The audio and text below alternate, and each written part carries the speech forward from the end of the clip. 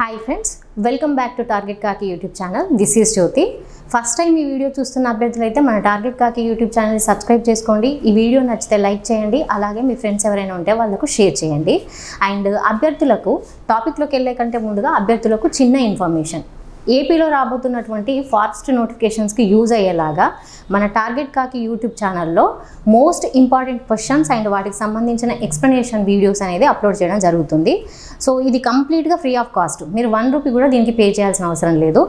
దీనికి మీరు చేయాల్సిందల్లా మన టార్గెట్ కాకి యూట్యూబ్ ఛానల్ని సబ్స్క్రైబ్ చేసుకోండి. ఈ విషయాన్ని మీ ఫ్రెండ్స్కి షేర్ చేయండి. అండ్ అలాగే ఎస్ఎస్సికి ప్రిపేర్ అయ్యే అభ్యర్థుల కోసం, తర్వాత గ్రూప్ డికి ప్రిపేర్ అయ్యే అభ్యర్థులకు, తర్వాత ఎస్ఐపిసికి ప్రిపేర్ అయ్యే అభ్యర్థుల కోసం మన టార్గెట్ కాకి యాప్ ఉంటుంది. ప్లే స్టోర్లో ఇది అవైలబుల్లో ఉంటుంది. సో ఈ టార్గెట్ కాకి యాప్లో ఈ కోర్సెస్ పైన చాలా ఆఫర్స్ అనేవి ఉన్నాయి. ఒకసారి ఇన్స్టాల్ చేసుకొని చెక్ చేయండి. ఓకే, సో ఇవాళ టాపిక్లోకి వెళ్తే మనము ఆల్రెడీ ఇండియన్ జాగ్రఫీకి సంబంధించి ఫస్ట్ చాప్టర్ ఉనికి విస్తరణ ఉంది కదా, ఈ ఉనికి విస్తరణ పైన 2 వీడియోస్ అనేది చేయడం జరిగింది. నియర్లీ అంతర్జాతీయ సరిహద్దుల వరకు మోస్ట్ ఇంపార్టెంట్ క్వశ్చన్స్ అనేది కవర్ చేయడం జరిగింది. ఈ సెషన్లో మనము మన సరిహద్దు దేశాలు, మన భారతదేశానికి ఉన్నటువంటి నైబరింగ్ కంట్రీస్ ఏవైతే ఉంటాయో వాటితోటి ఉన్నటువంటి సంబంధాలు, వివాదాలకు సంబంధించిన most important questions and number of times రిపీటెడ్గా అడిగిన క్వశ్చన్స్ పైన ఈరోజు డిస్కస్ చేసుకుందాం. సో అందులో భాగంగా మన ఫస్ట్ క్వశ్చన్ వచ్చేసి, ఈ క్రింది వాణిలో దేనిని భూమి యొక్క 3వ ధ్రువం అని పిలుస్తారు అని చెప్పేసి క్వశ్చన్ అడుగుతున్నాడు. ఓకే, ఆప్షన్ 1 సియాచిన్ హిమానీ నదం, ఆప్షన్ 2 కారకోరం పర్వత శ్రేణి, ఆప్షన్ 3 కిలిక్దావన్ కనుమ, ఆప్షన్ 4 లదాఖ్. ఓకే, సో ఈ క్వశ్చన్కి ఎక్స్ప్లెనేషన్ చూస్తే మనం ఫస్ట్ ఆప్షన్ ఒకసారి అబ్జర్వ్ చేస్తే సియాచిన్ హిమానీ నదం. సో హిమానీ నదాన్ని ఏమంటారు? గ్లేషియర్ అని చెప్పేసి అని అంటారు. సో ఈ సియాచిన్ హిమానీ నదం గురించి చెప్పుకుంటే, ఈ సియాచిన్ హిమానీ నదం అనేది ఎక్కడ ఉంటుంది అని అంటే కారకోరం పర్వత శ్రేణిలో ఉంటుంది. ఓకే, ఎక్కడ ఉంటుంది? కారకోరం పర్వత శ్రేణిలో ఉంటుంది. అండ్ ఈ సియాచిన్ హిమానీ నదం అనేది దీని యొక్క అంటే ఇది సముద్ర మట్టం నుంచి దాదాపుగా 5440 మీటర్ల ఎత్తులో ఈ సియాచిన్ గ్లేషియర్ అనేది ఉంటుంది. ఓకే, నెక్స్ట్ పాయింట్ ఏంటంటే, ఈ సియాచిన్ గ్లేషియర్ అనేది ధృవాల బయట అతి పెద్ద హిమానీ నదం ఏంటి అని అంటే Siachen glacier. Okay, and next important ఏంటి అని అంటే ఈ ధృవాల మధ్య అతి పొడవైనటువంటి 2వ గ్లేషియర్ అంటే 2వ హిమానీ నదం ఏంటి అని అంటే సియాచిన్ గ్లేషియర్ అండి. కన్ఫ్యూజ్ అవ్వద్దు. ధృవాల బయట అతిపెద్ద హిమానీ నదం అన్నా, తర్వాత ధృవాల బయట అతి పొడవైనటువంటి 2వ హిమానీ నదం ఏది అని అన్నా కూడా సియాచిన్ గ్లేషియరే. మరి ఎంత పొడవు ఉంటుంది అని అంటే 76 కిలోమీటర్స్. ఓకే, మరి ధృవాల బయట అతి పొడవైనటువంటి గ్లేషియర్ అంటే హిమానీ నదం ఏంటి అని అంటే ఏమని చెప్తారు అని అంటే వెరీ వెరీ ఇంపార్టెంట్ అండి, ఫెడచెంకో. ఓకే, ఫెడచెంకో అని అంటారు. ఓకే, ఇది ఎక్కడ ఉంటుంది అని అంటే తజకిస్తాన్లో ఉంటుంది. ఈ గ్లేషియర్ ఎక్కడ ఉంటుంది? తజకిస్తాన్లో ఉంటుంది. ఓకే, దీని యొక్క లెంత్ ఎంత అంటే ఇది ఎన్ని కిలోమీటర్స్ ఉంటుంది అని అంటే 77 కిలోమీటర్స్ అనేది ఉంటుంది. ఈ ఫెడచెంకో గ్లేషియర్ అనేది ప్రపంచంలోనే ధృవాల బయట అతి పొడవైనటువంటి హిమానీ నదంగా చెప్తారు. ఆ తర్వాత 2వ పొడవైన హిమానీ నదం ఏంటి అని అంటే మన సియాచిన్ గ్లేషియర్ అని చెప్పేసి చెప్తారు. అలాగే ధృవాల బయట అతి పెద్ద హిమానీ నదం అన్న కూడా సియాచిన్ గ్లేషియర్నే చెప్తారు. ఓకే, సో ఈ సియాచిన్ గ్లేషియర్ గురించి చెప్పాలనంటే నెక్స్ట్ పాయింట్ ఏంటి అని అంటే 1972లో సిమ్లా ఒప్పందం అనేది జరిగింది కదా. ఈ సిమ్లా ఒప్పందం ప్రకారంగా ఈ సియాచిన్ గ్లేషియర్ని సైన్యరహిత ప్రాంతంగా గుర్తించారు. ఓకే, ఇది గుర్తుపెట్టుకోండి. ఈ సిమ్లా ఒప్పందం ఏంది, ఎందుకు జరిగింది, ఏంటి అనేది నేను నెక్స్ట్ చెప్తాను, తర్వాత క్వశ్చన్లో చెప్తాను. ఏమని చెప్పాను? ఇప్పుడు సైన్యరహిత ప్రాంతంగా గుర్తించను అని చెప్పేసి చెప్పాను కదా. కానీ 1980లో పాకిస్తాన్ ఏం చేస్తుంది అని అంటే ఈ సియాచిన్ గ్లేషియర్ పైనకి పర్వతారోహకులు ఎవరైతే ఉంటారో వాళ్ళకు పర్మిషన్ ఇచ్చిందనమాట. సో అలా అంటే అది ఏం చేసింది అని అంటే ఈ సియాచిన్ గ్లేషియర్ తమకు సంబంధించింది అంటే పాకిస్తాన్కు సంబంధించిందిగా పేర్కొన్నది. ఇది గమనించినటువంటి మన భారత ప్రభుత్వం ఏం చేసింది అని అంటే 1984లో ఓకే 1984లో ఏప్రిల్ 13న వెరీ వెరీ ఇంపార్టెంట్ అండి. Okay, operation Meghdoot. Okay, operation Meghdoot అనే కార్యక్రమం ద్వారా అంటే ఆయన చర్య జరిపి ఈ ఆపరేషన్ మేఘదూత్ అనే చర్యను జరిపేసి ఏం చేసిందంటే మన సియాచిన్ గ్లేషియర్ని మన ఆధీనంలోకి తెచ్చుకోవడం జరిగింది. ఓకే, సో ఇది దీనికి సంబంధించి అలా ఇప్పుడు ఏంటి 1972లో ఇది సైన్యరహిత ప్రాంతంగా గుర్తించిందని చెప్పేసి అని అంటున్నాం. ఇప్పుడు 1984 కల్లా ఇది ఏంటి, ఇది ఒక యుద్ధ క్షేత్రంగా మారింది. సో అందుకే దీన్ని ఏమంటారంటే ప్రపంచంలోనే అతి ఎత్తైనటువంటి యుద్ధ క్షేత్రం అని చెప్పేసి దేన్ని అంటారంటే ఈ సియాచిన్ గ్లేషియర్ని చెప్తారు. ఓకే, ప్రపంచంలోనే అత్యంత ఎత్తైన యుద్ధ క్షేత్రం అని దేన్ని అంటారు అని అంటే సియాచిన్ గ్లేషియర్ అని అంటారు. ఓకే, అత్యంత ఎత్తైన యుద్ధ క్షేత్రం. ఓకే, అయితే ఇక్కడ ఉన్నటువంటి యుద్ధ పరిస్థితుల కంటే కూడా అక్కడ ఉన్న వాతావరణ పరిస్థితుల వల్లనే మరణాలు అనేవి ఎక్కువ సంభవిస్తాయి అని చెప్పేసి చెప్తారు. అంటే అక్కడ ఉన్న వాతావరణ పరిస్థితులు అంటే ఇది ఎక్కడ ఉంటుంది, సియాచిన్ గ్లేషియర్ అనేది లదాఖ్లో ఉంటుంది. ఓకే, కారాకోరం పర్వత శ్రేణి ఇవన్నీ కూడా లదాఖ్లో ఉంటాయి. సో అక్కడ నియర్లీ -60 degrees టెంపరేచర్ అనేది ఉంటుంది. సో అంటే యుద్ధం వల్ల కంటే ఇది వాతావరణ పరిస్థితుల వల్లనే మరణాలు అనేవి ఎక్కువ సంభవిస్తున్నాయి అని చెప్పేసి చెప్తారు. ఓకే, ఇది సియాచిన్ గ్లేషియర్ గురించి. ఓకే, నెక్స్ట్ ఆప్షన్ ఏంటి, కారకోరం పర్వత శ్రేణి అని చెప్పేసి అని అంటున్నాడు. ఈ కారకోర పర్వత శ్రేణి గురించి చెప్పాలనంటే ఈ కారకోరం పర్వత శ్రేణిని లదాఖ్లో ఏమంటారు అని అంటే, ఓకే, లదాఖ్లో ఏమంటారు అంటే కృష్ణగిరులు అంటారు. ఓకే, వెరీ వెరీ ఇంపార్టెంట్ అండి. సో అయితే దీన్ని ఈ కారకోరం పర్వత శ్రేణిని ఏమంటారు అని అంటే వెరీ వెరీ ఇంపార్టెంట్, ఆసియా వెన్నెముక అని చెప్పేసి అని అంటారు. ఆసియా వెన్నెముక అని దేన్ని అంటారు, కారకోరం పర్వత శ్రేణిని అంటారు. Back bone of high Asia. Okay, back bone of high Asia అని చెప్పేసి అంటారు దేన్ని, మన కారకోరం పర్వత శ్రేణి. అయితే ఈ కారకోరం అంటే టర్కీ భాషలో అర్థం ఏంటి అని అంటే బ్లాక్ గ్రావెల్ అని అర్థం. ఓకే, బ్లాక్ గ్రావెల్ అని అర్థం. ఏ భాషలో, టర్కీ భాషలో. అదే ఈ కారకోరం అంటే మరి బాల్టీ భాషలో అర్థం ఏంటి అని అంటే, బాల్టీ భాషలో వెరీ వెరీ ఇంపార్టెంట్ అండి. బాల్టీ భాషలో ఈ కారకోరం అంటే అర్థం ఏంటి అని అంటే గులాబీలతో నిండిన ప్రాంతం అని చెప్పేసి అర్థం. ఓకే, గులాబీలతో నిండిన ప్రాంతం. ఏ భాషలో, బాల్టీ భాషలో. ఓకే, ఈ కారకోరం పర్వత శ్రేణి బాల్టీ భాషలో గులాబీలతో నిండిన ప్రాంతం అని చెప్పేసి అని అంటారు. ఓకే, సో అయితే ఈ కారకోరం పర్వత శ్రేణిలో మనకు అనేక రకాలైనటువంటి, అంటే ఈ కారకోరం పర్వత శ్రేణి అంతా కూడా అనేక హిమాలయ నదాలతోటి కలిగి ఉండడం, అంటే అనేక హిమాలయ నదాలతోటి కూడి ఉండడం, అనేక హిమాలయ నదాలను కలిగి ఉండడం చేత ఈ కారకోరం పర్వత శ్రేణి ఏమంటారు అంటే భూమి యొక్క 3వ ధ్రువంగా చెప్తారు. ఓకే, భూమి యొక్క 3వ ధ్రువంగా చెప్తారు. ఏది, ఈ కారకోరం పర్వత శ్రేణి. ఈ కారకోరం పర్వత శ్రేణిలో మనకు ఎత్తైన శిఖరాలు ఉన్నాయి, తర్వాత ఎన్నో కనుమలు ఉన్నాయి, తర్వాత ఈ కారకోరం పర్వత శ్రేణి అంతా కూడా ఎక్కువగా ఏది హిమాలయ నదాలతోటి కూడి ఉందన్నమాట. సో ఈ దీంట్లో ఉన్నటువంటి కొన్ని శిఖరాల గురించి చెప్పుకుంటే మనకు వెరీ వెరీ ఇంపార్టెంట్, భారతదేశంలోనే ఎత్తైన శిఖరం అని దేన్ని అంటారు, K2 శిఖరం అని చెప్పేసి అని అంటారు. ఈ K2 శిఖరాన్ని ఏమని చెప్తారు, గాడ్విన్ ఆస్టిన్ శిఖరంగా చెప్తారు. ఓకే, గాడ్విన్ ఆస్టిన్ శిఖరం అని చెప్పేసి అని అంటారు. ఓకే, సో ఈ K2 శిఖరం యొక్క హైట్ ఎంత అని అంటే 8611 మీటర్ల పొడవు అనేది ఉంటుంది. ఈ గాడ్విన్ ఆస్టిన్కి మరి దీన్ని కనుగొన్నది ఎవరు, ఈ శిఖరాన్ని కనుగొన్నది ఎవరు అని అంటే మౌంట్ గోమరీ అండి. మౌంట్ గోమరీ ఈ శిఖరాన్ని కనుగొన్నాడు. సో మరి మౌంట్ గోమరీ కనుగొన్నప్పుడు ఈ శిఖరానికి గాడ్విన్ ఆస్టిన్ అని చెప్పేసి ఎందుకు పేరు వచ్చింది అని అంటే, ఈ గాడ్విన్ ఆస్టిన్ ఎవరైతే ఉన్నారో ఇతను హిమాలయాల పైన అనేక విస్తృతమైనటువంటి సర్వే చేయడం వల్ల ఈ గాడ్విన్ ఆస్టిన్ పేరును ఈ K2 శిఖరానికి పెట్టడం జరిగింది. ఓకే, సో ఇది ప్రపంచంలోనే 2వ ఎత్తైన శిఖరము, మన భారతదేశంలోనే ఎత్తైన శిఖరం ఏంటి అని అంటే K2 శిఖరం. మరి ప్రపంచంలోనే ఎత్తైన శిఖరం ఏంటిది అని అంటే అందరికీ తెలిసిందే ఎవరెస్ట్ శిఖరం. ఈ ఎవరెస్ట్ శిఖరం యొక్క ఎత్తు ఎంత అని అంటే మరి మనకు ఎవరెస్ట్ శిఖరం ఎత్తు ఎంత, 8848.86 మీటర్లు అనేది ఈ ఎవరెస్ట్ శిఖరం యొక్క హైట్. ఓకే, సో ఇది ఒక శిఖరం. అండ్ ఈ కారకోరం పర్వత శ్రేణిలో ఉన్నటువంటి శిఖరం. అండ్ ఇంకా ఇదే కాకుండా K2 శిఖరమే కాకుండా గ్యాషర్బమ్ శిఖరము, తర్వాత మాషర్బమ్ శిఖరం లాంటివి కూడా ఈ కారకోరం పర్వత శ్రేణిలో ఉన్నాయి. తర్వాత కనుమల గురించి చెప్పుకుంటే జోంగ్లా కనుమ, ఇది భారతదేశంలోనే ఎత్తైన కనుమగా చెప్తారు కదా. సో ఈ జోంగ్లా కనుమ అనేది కూడా ఈ కారకోరం పర్వత శ్రేణిలోనే ఉంది. అండ్ అంతేకాకుండా కుంజరబ్ కనుమ, ఈ కుంజరబ్ కనుమ అనేది ఈ చైనా ఉంది కదా, చైనా యొక్క CPEC అంటే చైనా పాకిస్తాన్ ఎకనామిక్ కారిడార్ అనేది చైనా నుంచి పాకిస్తాన్ వరకు ఎకనామిక్ కారిడార్ అనేది చైనా నిర్మిస్తుంది కదా, అదనేది మన భారతదేశంలో ఉన్నటువంటి కుంజరబ్ కనుమ గుండా పోతుంది. సో అందుకే మన భారత ప్రభుత్వం అనేది ఈ CPECకి అభ్యంతరం అనేది చెప్తుంది. సో ఇవి కారకోరం పర్వత శ్రేణిలో ఉన్నటువంటి శిఖరాలు, తర్వాత గ్లేషియర్స్. సో హిమాలయ నదాలు అని అంటే సియాచిన్ గ్లేషియర్ అనేది కారకోరంలోనే ఉంటుంది అని చెప్పుకున్నాం. అలాగే బాల్టోరో గ్లేషియర్ అనేది కూడా ఉంటుంది. ఓకే, సో ఇవి కారకోరం పర్వత శ్రేణిలో ఉన్నటువంటి కొన్ని హిమాలయ నదాలు, శిఖరాలు, తర్వాత కనుమలు. సో ఈ కారకోరం పర్వత శ్రేణి అనేది ఎక్కువగా గ్లేషియర్స్ని అంటే హిమాలయ నదాలను కలిగి ఉండడం చేత దీన్ని ఏమంటారు, భూమి యొక్క 3వ ధ్రువంగా పిలుస్తారు. ఓకే, ఇది మనకి ఈ క్వశ్చన్కి సంబంధించిన ఆన్సర్. ఆప్షన్ 2 అనేది ఈ క్వశ్చన్కి సంబంధించిన ఆన్సర్. సో ఇక్కడ మిగిలిన ఆప్షన్స్ కూడా ఒకసారి చెక్ చేద్దాము. కిలిక్ దావన్ కనుమ అని చెప్పేసి అని అంటున్నాడు.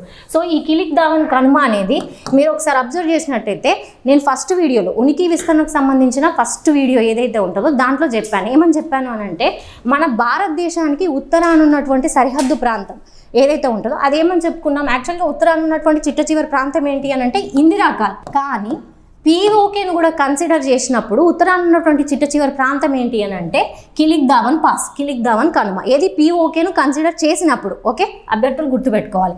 సో లదాఖ్, ఫోర్త్ ఆప్షన్ ఏమంటున్నాడు, ఈ లదాఖ్ అనేది ఏంటి అని అంటే ఈ లదాఖ్లోనే కదా మనకు సియాచిన్ గ్లేషియర్, కారాకోరం, తర్వాత ఈ కిలిక్దావన్ పాస్ అన్నీ ఎక్కడున్నాయి, లదాఖ్లో ఉన్నాయి. సో ఇది ఈ క్వశ్చన్కు సంబంధించిన explanation. Okay, so next question ఏంటో చూద్దాం. సర్క్రిక్ వివాదం ఏ దేశాల మధ్య కలదు అని చెప్పేసి ఆప్షన్ 1 ఇండియా మరియు చైనా, ఆప్షన్ 2 ఇండియా మరియు పాకిస్తాన్, ఆప్షన్ 3 ఇండియా మరియు బంగ్లాదేశ్, ఆప్షన్ 4 ఇండియా మరియు నేపాల్. సో అసలు ఈ క్రీక్ అంటే ఏంటి? క్రీక్ అంటే ఏంటంటే భూభాగంలోకి చొచ్చుకొని వచ్చినటువంటి సన్నని జలభాగాన్ని ఏమంటారు అంటే క్రీక్ అని అంటారు.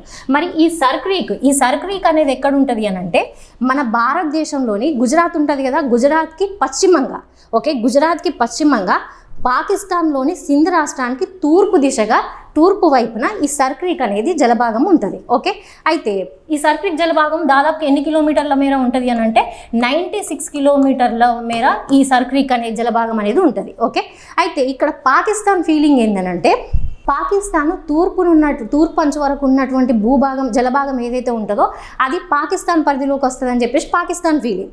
అయితే ఇక్కడ అంతర్జాతీయ సముద్ర జలాల ఒప్పందం ఏదైతే ఉంటుందో దాని ప్రకారంగా ఈ సర్క్రీక్ మధ్య భాగం అంటే సగ భాగం వరకు మన భారతదేశం పరిధిలోకి వస్తుంది. ఓకే, అయితే మరి ఈ వివాదం అనేది ఎందుకు వచ్చింది అని అంటే ఈ సర్క్రీక్ ప్రాంతం అనేది ఒకప్పుడు ఎట్లుండేది అంటే ఎగుడు దిగుడు ప్రాంతంగా అంత నిరుపయోగంగా ఉండేది, అంత యూస్ఫుల్గా ఉండేది కాదనమాట ఈ ల్యాండ్, ఈ జలభాగం ఏదైతే ఉందో. కానీ ఒకటేసారి సడన్గా ఇక్కడ మత్స్య సంపద అనేది లభించడము, తర్వాత ముడి చమురు నిక్షేపాలు ఏవైతే ఉన్నాయో అవి బయలుపడడంతో ఈ సర్క్రీక్ వివాదం అనేది ఇరు దేశాల మధ్య అంటే ఇండియా పాకిస్తాన్కు మధ్య సర్క్రీక్ వివాదం అనేది ఉందన్నమాట. ఓకే, సో మరి ఇక్కడ క్వశ్చన్ ఏంటి, సర్క్రీక్ వివాదం ఏ దేశాల మధ్య కలదు అని చెప్పేసి అని అంటున్నాడు. సో మనకేంటి ఇండియా మరియు పాకిస్తాన్ మధ్య సర్క్రీక్ వివాదం అనేది కలదు. ఓకే, సో ఇది ఆప్షన్ 2 అనేది మనకు దీనికి సంబంధించిన ఆన్సర్. సో నెక్స్ట్ క్వశ్చన్ చూస్తే ఈ క్రింది వ్యాఖ్యలను పరిశీలింపుము అని చెప్పేసి అంటున్నాడు. స్టేట్మెంట్ ఏ 1960 సెప్టెంబర్ 19న భారతదేశం మరియు పాకిస్తాన్ మధ్య సింధు జలాల ఒప్పందం జరిగింది. ఓకే, స్టేట్మెంట్ బి సింధు నది ఉపనదుల్లో బియాస్, రావి, సట్లజ్ నదులు భారత నియంత్రణలో మరియు సింధు, జీలం, చీనాబ్ నదులు పాకిస్తాన్ నియంత్రణలో ఉంటాయి. ఈ రెండు స్టేట్మెంట్స్లో పై వ్యాఖ్యలలో ఏవి సరైనవి అని చెప్పేసి అడుగుతున్నాడు. ఓకే, సో ఆప్షన్ 1 ఏ మాత్రమే, ఆప్షన్ 2 బి మాత్రమే, ఆప్షన్ 3 ఏబి 2 ఒప్పు, ఆప్షన్ 4 ఏబి 2 తప్పు. ఓకే, సో మరి ఈ క్వశ్చన్కి సంబంధించి ఎక్స్ప్లెనేషన్ చూసే కంటే ముందుగా అసలు సింధు నది గురించి కొంత బేసిక్ ఇన్ఫర్మేషన్ అనేది చెప్పుకుందాం. సో సింధు నది గురించి చెప్పుకునే కంటే ముందుగా ఒకసారి మ్యాప్ చూద్దాము. సో అసలు ఈ సింధు నది అనేది, ఈ ఇండస్ రివర్ అనేది ఎక్కడ జన్మిస్తుంది అని అంటే టిబెట్లోని కైలాస్ పర్వతాలు ఉంటాయి కదా, టిబెట్లోని కైలాస్ పర్వతాలు. ఓకే, కైలాస్ పర్వతాల్లోని మానస సరోవరం ఉంటుంది కదా, ఈ మానస సరోవరంలోని బోకర్చు అనే హిమాని నదం దగ్గర ఈ సింధు నది అనేది జన్మిస్తుంది. ఓకే, బోకర్చు అనే గ్లేషియర్, ఓకే, హిమాని నదం వద్ద ఈ సింధు నది అనేది జన్మిస్తుంది. ఓకే, అయితే మరి మన ఇండియాలో ఎక్కడ ప్రవేశిస్తుంది అని అంటే లదాఖ్లోని దెమ్చోక్ వద్ద. ఓకే, లదాఖ్లోని వెరీ వెరీ ఇంపార్టెంట్ అండి, లదాఖ్లోని దెమ్చోక్ వద్ద ఈ సింధు నది అనేది మన ఇండియాలో ఎంటర్ అవుతుంది అనమాట. ఓకే, సో మరి ఈ సింధు నది యొక్క మొత్తం పొడవు ఎంత అని అంటే 2880 కిలోమీటర్లు. ఇదేంటి మొత్తం పొడవు చెప్తున్నా, కానీ మన భారతదేశంలో ప్రవహించేది ఎంత ప్రవహిస్తుంది అని అంటే ఎన్ని కిలోమీటర్లు ప్రవహిస్తుంది అని అంటే 709 కిలోమీటర్లు మాత్రమే మన భారతదేశంలో ప్రవహిస్తుంది. ఓకే, అయితే ఇక్కడ మనకు సింధు నదికి సంబంధించిన ఉపనదులు ఏంటో చూద్దాం. ఇక్కడ మనకు టాపిక్ ఎంత అవసరమో అంటే క్వశ్చన్కి ఎంత అవసరమో అంతే చెప్తున్నానండి. అయితే ఇక్కడ మనకు నదుల టాపిక్ వచ్చినప్పుడు, నదుల చాప్టర్ వచ్చినప్పుడు దీని గురించి, సింధు నది గురించి డీటెయిల్డ్గా నేను ఎక్స్ప్లెయిన్ చేస్తాను. సో ఇక్కడ మరి సింధు నది ఉపనదుల గురించి చెప్పుకుంటే మనకు దీనికి సంబంధించిన ఉపనదులు జీలం, చీనాబ్, రావి, బియాస్, సట్లజ్, ఇవి అన్నీ కూడా సింధు నదికి ఎడమ ఉపనదులు. ఓకే, అండ్ అంతేకాకుండా ఈ సింధు నదికి ఎడమ ఉపనదులు ద్రాసు, తర్వాత జస్కర్ అనే ఎడమ ఉపనదులు ఉన్నాయి. అయితే దీంట్లో మనకు కావాల్సిన ఇప్పుడు ప్రస్తుతం క్వశ్చన్కి అవసరమైన నదులు ఏంటి అని అంటే ఇదిగోండి ఈ 5 నదులు, జీలం, చీనాబ్, రావి, బియాస్, సట్లజ్ అనే ఈ 5 నదులు మనకు చాలా అవసరం ఇప్పుడు. సో అయితే ఇప్పుడు ఈ క్వశ్చన్కి చూసుకుంటే మనకు సింధు నది ఈ ముఖ్యంగా ఈ 5 నదులు ఏవైతే ఉన్నాయో జీలం, చీనా, బ్రావి, బియాస్, సట్లజ్, ఈ 5 నదులు అంటే సింధు జలాల వ్యవస్థ ఏదైతే ఉంటుందో ఈ వ్యవస్థకు సంబంధించి మొత్తము అంటే సింధు జలాల పంపకం మరియు ఈ నీటిపైనటువంటి ఈ నీటిపైన నిర్మించే ప్రాజెక్టులకు సంబంధించిన వివాదం అనేది ఉన్నది. ఓకే, దీనిపైన వివాదం అనేది నడుస్తుంది ఏది ఇండియాకు మరియు పాకిస్తాన్కు మధ్య. అయితే దాదాపు 9 సంవత్సరాల కృషి ఫలితంగా ముఖ్యంగా వరల్డ్ బ్యాంక్ మధ్యవర్తిత్వంతో మనకు ఈ సింధు జలాలకు సంబంధించిన ఒప్పందం అంటే పంపకం ఎట్లా, దీనిపైన ప్రాజెక్టులు నిర్మిస్తే కనుక ఎట్లా అనే దాని మీద మనకు 1960 సెప్టెంబర్ 19న ఈ సింధు నదీ జలాల ఒప్పందం అనేది జరుగుతుంది. ఎక్కడ జరుగుతుంది అని అంటే కరాచీలో జరుగుతుంది. ఓకే, మరి ఎవరెవరి మధ్యలో అంటే అప్పుడు మన దేశ ప్రధాని అయినటువంటి నెహ్రూ అండ్ ఏంటి అని అంటే ఆయూబ్ ఖాన్, పాకిస్తాన్ అధ్యక్షుడైనటువంటి ఆయూబ్ ఖాన్ మధ్య కరాచీలో 1960 సెప్టెంబర్ 19న ఈ ఒప్పందం అనేది జరుగుతుంది. అయితే ఈ ఒప్పందం ప్రకారం ఏంటి అని అంటే ఈ ఒప్పందం ప్రకారము ఈ తూర్పు నదులైనటువంటి ఈ రావి, బియాస్, సట్లజ్ ఏవైతే ఉంటాయో అవి మనకు కంప్లీట్గా భారత్ నియంత్రణలో ఉంటాయి. ఓకే, మిగిలిన నదులైనటువంటి సింధు, జీలం, చీనా ఈ నదులు పాకిస్తాన్ కంట్రోల్లో ఉంటాయి. అంతేకాకుండా నెక్స్ట్ పాయింట్ ఏంటి అని అంటే ఈ సింధు జలాల వ్యవస్థ మొత్తం ఏదైతే ఉంటుందో దీంట్లో 20% మాత్రమే మన ఇండియాకు మన ఇండియా వినియోగించుకోవాలన్నమాట. 80% జలాలు పాకిస్తాన్కు చెందుతాయి. ఓకే, ఆయన అంతేకాకుండా 7 లక్షల ఎకరాల వరకు సాగునీటికి మన భారతదేశం అనేది ఓన్లీ 7 లక్షల ఎకరాలకు సాగునీటిని ఉపయోగించుకోవచ్చు ఇది ఈ సింధు నది వ్యవస్థ జలాలతోటి. అయితే అండ్ ఇంకేంటంటే ఏదైనా ప్రాజెక్టు నిర్మించాలన్నా కూడా మనకు పాకిస్తాన్ అంగీకారం అనేది తప్పనిసరిగా అవసరం. ఓకే, ఇది సింధు జలాల ఒప్పందం. అయితే మనకి ఇక్కడ అంశం ఏంటి అని అంటే ఈ సింధు జలాల ఒప్పందాన్ని మొన్న ఏప్రిల్ 22న జరిగినటువంటి పహల్గామ్ అటాక్ ఉంది కదా, సో ఈ పహల్గామ్ అటాక్ వల్ల ఈ సింధు జలాల ఒప్పందాన్ని తాత్కాలికంగా మన భారతదేశం అనేది సస్పెండ్ చేసింది. ఓకే, సో ఒకసారి మనం క్వశ్చన్ చూస్తే ఏమంటున్నాడు, 1960 సెప్టెంబర్ 19న భారతదేశం మరియు పాకిస్తాన్ మధ్య సింధు జలాల ఒప్పందం అనేది జరిగింది అంటున్నాడు. సో ఇప్పుడే చెప్పాను రైట్, సింధు జలాల ఒప్పందం అనేది జరిగింది. అయితే తర్వాత ఏమంటున్నాడు, సింధు నది ఉపనదుల్లో బియాస్, రావి, సట్లజ్ భారత్ నియంత్రణలో ఉంటాయి. ఓకే, ఇంతకుముందే చెప్పాను ఈ 3 నదులు ఏవైతే ఉంటాయి ఇవి కంప్లీట్గా భారత్ నియంత్రణలో ఉంటాయి. అండ్ సింధు, జీలం, చీనాబి నదులు పాకిస్తాన్ నియంత్రణలో ఉంటాయి. So both options are correct. ఇక్కడ మనకు ఆన్సర్ ఏంటి అని అంటే AB 2 ఒప్పు, ఆప్షన్ 3 అనేది దీనికి సంబంధించిన ఆన్సర్. సో ఇప్పుడే నేనేమని చెప్పాను, ఈ సింధు నది జలాల ఒప్పందాన్ని పహల్గామ్ అటాక్ తర్వాత మన ఇండియా సస్పెండ్ చేసింది అని చెప్పాను కదా. సో ఇటీవల వచ్చిన అప్డేట్ ఏంటి అని అంటే మనకు మరి ప్రవహిస్తున్న నీటిని మనం ఆపగలుగుతామా అంటే ఆపలేం కదా. సో ఈ సింధు జలాల ఒప్పందం అంటే సింధు జలాలను అంటే మళ్లించడానికి అని చెప్పేసి మన భారత ప్రభుత్వము ఇటీవలే ప్రాజెక్టు తుల్బుల్ నావిగేషన్ ప్రాజెక్ట్ను పునరుద్ధరిస్తూ ఉన్నదన్నమాట. అంటే దీంట్లో భాగంగా ఏం చేస్తారంటే ఈ సింధు నది జలాలు ఇప్పుడు అటు వెళ్ళాల్సిన వాటర్, పాకిస్తాన్కి వెళ్ళాల్సిన వాటర్ ఏవైతే ఉంటాయో వాటిని మన వైపుకు మళ్లించడం, తర్వాత ఆ నీటిని అనేది సద్వినియోగపరచుకోవడం అనేది ఈ తుల్బుల్ నావిగేషన్ ప్రాజెక్ట్ యొక్క ముఖ్య ఉద్దేశం. ఇది నియర్లీ ఒక 1 ఇయర్లో ప్రారంభం కానుంది అని చెప్పేసి ప్రభుత్వం ప్రకటించింది. చూద్దాం ఏమవుతుందో. ఓకే, ఇది ఈ క్వశ్చన్కు సంబంధించిన ఎక్స్ప్లెనేషన్. సో నెక్స్ట్ క్వశ్చన్ చూస్తే భారతదేశంలోని ఏ కనుమ గుండా భారతదేశం మరియు చైనాకు మధ్య వాణిజ్యం జరుగుతుంది? ఆప్షన్ 1 జోంగ్లా కనుమ, ఆప్షన్ 2 నాతుల కనుమ, option 3 Lipulekh, option 4 Bara Lachala. Okay, Bara Lachala అండి.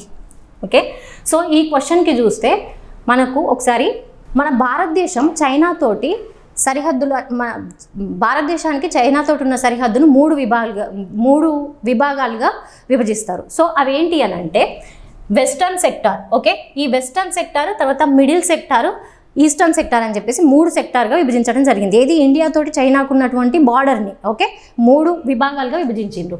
వెస్టర్న్ సెక్టార్ 1, మిడిల్ సెక్టార్ 2, తర్వాత ఈస్టర్న్ సెక్టార్. ఈ వెస్టర్న్ సెక్టార్ ఏదైతే ఉందో ఇది మనకు ఈ చైనాలోని సికియాంగ్ ప్రావిన్స్ నుంచి లదాఖ్ వరకు ఈ వెస్టర్న్ సెక్టార్ అనేది ఉంటుంది. ఓకే, ఆ తర్వాత మిడిల్ సెక్టార్ అంటే మధ్య విభాగం ఏదైతే ఉంటుందో ఇది లదాఖ్ నుంచి నేపాల్ మీదుగా సిక్కిం వరకు ఉంటుంది ఈ మిడిల్ సెక్టార్. ఈ సిక్కింలోనే మనకేంటి అని అంటే ఈ నాతులా కన్మ అనేది ఉంటుంది. ఈ నాతులా కన్మ గుండానే భారతదేశానికి మరియు చైనాకి మధ్య వాణిజ్యం అనేది జరిగేది. అయితే 1962లో జరిగిన ఇండియా చైనా వార్ ఏదైతే ఉంటుందో ఈ వార్ తర్వాత ఈ నాతులా కన్మని మన భారతదేశం మూసేయడం జరిగింది. తర్వాత మళ్ళీ 2006లో ఈ నాతులా కన్మని పునరుద్ధరించడం జరిగింది, అంటే తిరిగి రీఓపెన్ చేసింది అనమాట. ఓకే, 2006లో అభ్యర్థులు గుర్తుపెట్టుకోవాలి. అంటే ఇండియాకి చైనాకి మధ్య వాణిజ్యం ఏ కన్మ గురించి జరిగేది అని అంటే నాతులా కన్మ. ఓకే, సో అండ్ ఇక్కడ మరి ఈస్టర్న్ సెక్టార్ గురించి చూసుకుంటే ఇది సిక్కిం నుంచి అరుణాచల్ ప్రదేశ్ వరకు, అంటే భూటాన్ మీదుగా అరుణాచల్ ప్రదేశ్ వరకు ఈ ఈస్టర్న్ సెక్టార్ అనేది ఉంటుంది. మనకు వెస్టర్న్ సెక్టార్లోనే, అంటే ఈ వెస్టర్న్ సెక్టార్లోనే ఈ చైనా ఆక్రమించిన ప్రాంతం ఏంటి అని అంటే ఇది మీరు చూస్తున్నారు కదా, గ్రీన్ కలర్లో ఉంది. దీన్నే ఏమంటారు అంటే ఆక్సై చిన్ అని చెప్పేసి అని అంటారు. దీన్నే ఈ చైనా ఆక్రమించింది. ఓకే, ఆక్సై చిన్. సో ఇది ఈ క్వశ్చన్కి సంబంధించిన ఎక్స్ప్లెనేషన్. మరి ఆన్సర్ చూస్తే ఏ కన్మగుండ మనకు వాణిజ్యం అనేది జరుగుతుంది అని అంటే నాతులా కన్మగుండ. సిక్కింలోని నాతులా కన్మగుండ ఇండియాకు మరియు చైనాకు మధ్య వాణిజ్యం అనేది జరుగుతుంది. ఓకే, మరి జోంగ్లా కన్మ గురించి చెప్పుకుంటే ఈ జోంగ్లా కన్మ అనేది భారతదేశంలోనే ఎత్తైన కన్మ. ఈ కన్మ కూడా ఎక్కడుంది? కారకోరం పర్వత శ్రేణిలో ఉంది, ఇంతకుముందే మనం చెప్పుకున్నాం. ఓకే, తర్వాత లిపులేక్. ఇది లిపులేక్ అనేది ఏంటి అంటే ఉత్తరాఖండ్ దగ్గర ఉన్నటువంటి ఒక ప్రాంతం. ఇది ఉత్తరాఖండ్కి నేపాల్కి మధ్య సరిహద్దు ప్రాంతంగా ఉంటుంది అనమాట. ఓకే, సో బారాలచ్చాల, ఈ బారాలచ్చాల కన్మ అనేది ఎక్కడ ఉంటుంది అంటే హిమాచల్ ప్రదేశ్లో ఉంటుంది. ఓకే, దీనికి ఆన్సర్ ఏంటంటే నాతులా కన్మ అనేది ఈ క్వశ్చన్కి సంబంధించిన ఆన్సర్. సో నెక్స్ట్ క్వశ్చన్ చూస్తే ఈ క్రింది వానిలో ఏ దేశాల మధ్య సుగౌలి ఒప్పందం అనేది జరిగింది అని చెప్పేసి అని అంటున్నాడు. సో ఆప్షన్ 1 భారతదేశం మరియు పాకిస్తాన్, ఆప్షన్ 2 భారతదేశం మరియు చైనా, ఆప్షన్ 3 భారతదేశం మరియు నేపాల్, ఆప్షన్ 4 భారతదేశం మరియు బంగ్లాదేశ్. ఓకే, ఈ సుగౌలి అనేది ఎక్కడ ఉంటుంది అని అంటే ఇది బీహార్లో ఉన్నటువంటి ఒక పట్టణం. ఈ ఒప్పందం ప్రకారంగా కాళీ మరియు నారాయణి